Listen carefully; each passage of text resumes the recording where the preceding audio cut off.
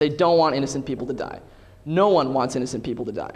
What we must realize, though, is that innocent people don't die on death row as a direct result of the death penalty. Innocent people die on death row as a result of wrongful convictions.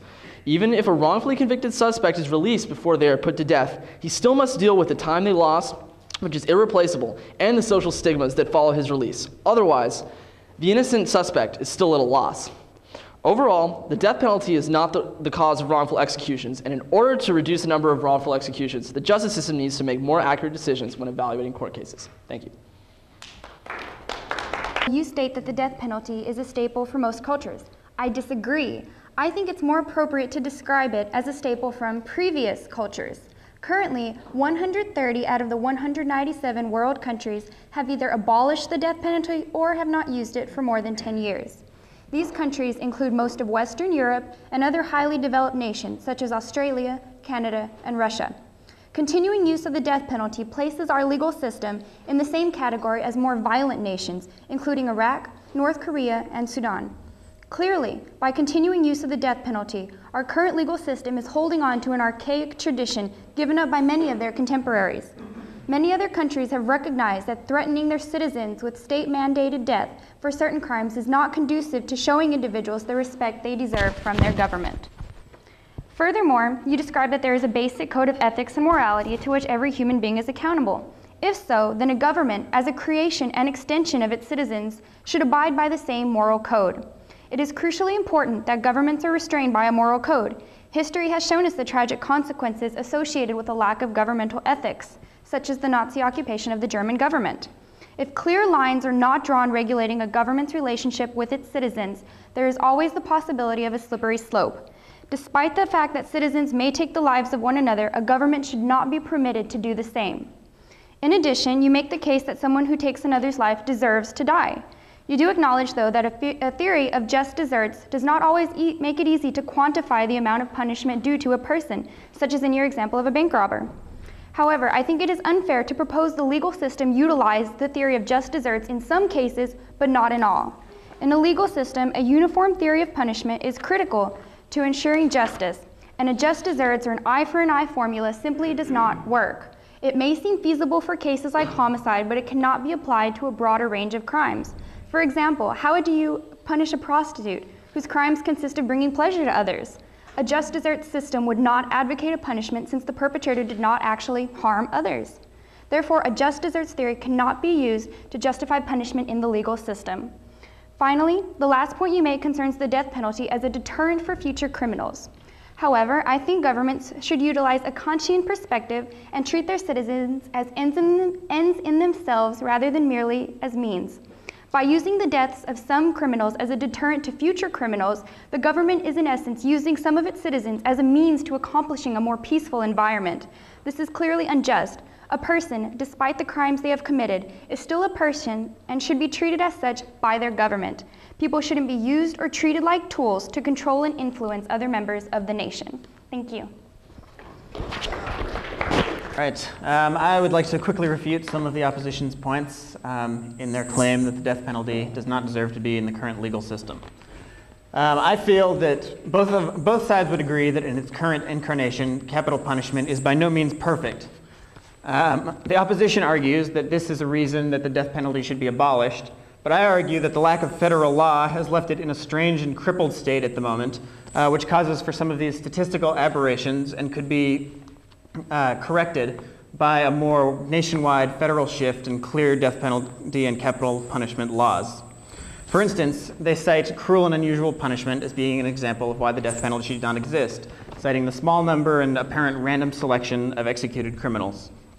In particular, my opponent mentioned one murderer who murdered 48 people and yet was not assigned capital punishment. She argues that this is a reason that the death penalty should be abolished. I say that this is a reason that the death penalty should be strengthened. With proper behavior in the court of law and proper sentencing, this criminal would have been sentenced to the correct punishment. She also mentions Texas versus Maryland in terms of their murder rates and application of the death penalty. Texas may not have Texas has a significantly higher execution rate than Maryland does, but perhaps Maryland should raise the number of executions in its state rather than lowering those in Texas.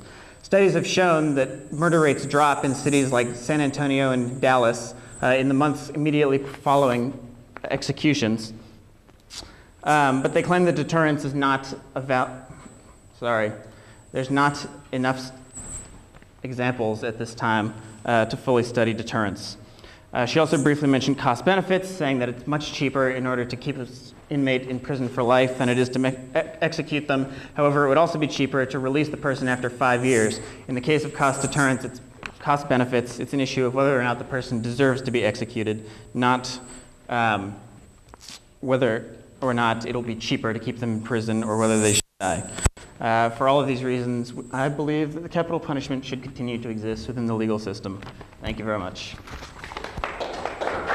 So I will be refuting Nick's statements. In response to our opponent's arguments that the severity of murders, such as multiple murders or cases where rape is also an issue, it justifies the extreme penalty of death. However, I think that a life sentence is actually more severe. Having to regret and pay for a decision for the rest of your life is more severe than being punished by a seemingly quick and, as he described, painless death. You also mentioned protecting the rights of the innocent. As my partner mentioned, many innocent people are mistakenly on death row and are later exonerated with recent evidence. To protect the rights of these innocent people, they deserve to be alive when new evidence arises. Another innocent life that has not been considered is the family of the defendant. They're innocent in these cases and don't deserve the punishment that often comes with the death of their family member. They also brought up cost-benefit analysis. From a moral standpoint, as I mentioned, life imprisonment would be more severe than the death penalty, so I think that it's more justified. And an economic analysis, I think, is valid in this case because if it doesn't deter, which we mentioned facts that show that there's no deterrence, the death penalty does not deter the murder rate, then it's not worth the economic cost.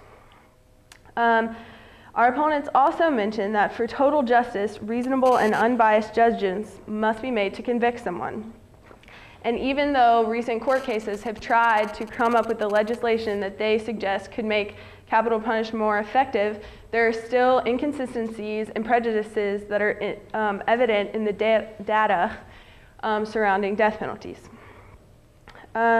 You also have to recognize that justice is not the primary purpose of the law. The law has restraints that prevent this. For example, the double jeopardy law.